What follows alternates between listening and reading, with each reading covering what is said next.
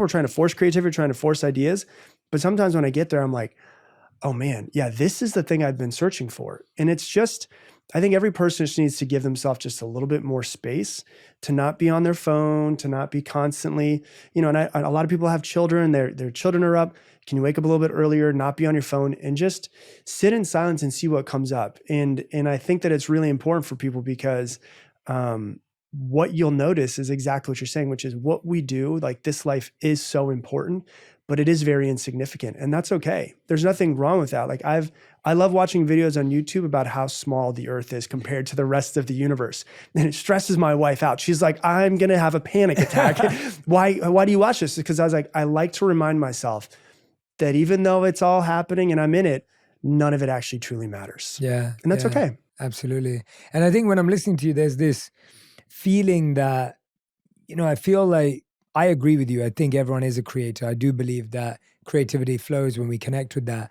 But I think sometimes we feel so distracted from it. Yeah. And it's so much easier to pull out our phone. It's so much easier to put on a show in the background. It's so much easier to do all of these. It's so much easier to do all those things at the same time. Yeah. Like now we're no longer ever with one person. We're with one person. We're both on our phones and we're watching a show at the same time. And we got our laptops doing work. So you've literally got 3 screens in front of you, 5 screens in total. And there's so much distraction, right? We know that.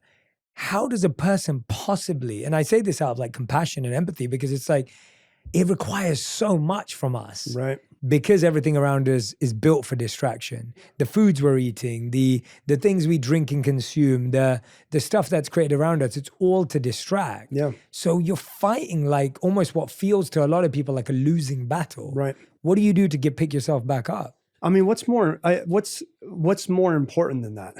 Like what's more important than connecting to your true self, to working on yourself? Like why am I so hardcore in mindset? Because I know how many people are so wrapped up in their mindset and their thoughts and their beliefs and their patterns that they're stuck in.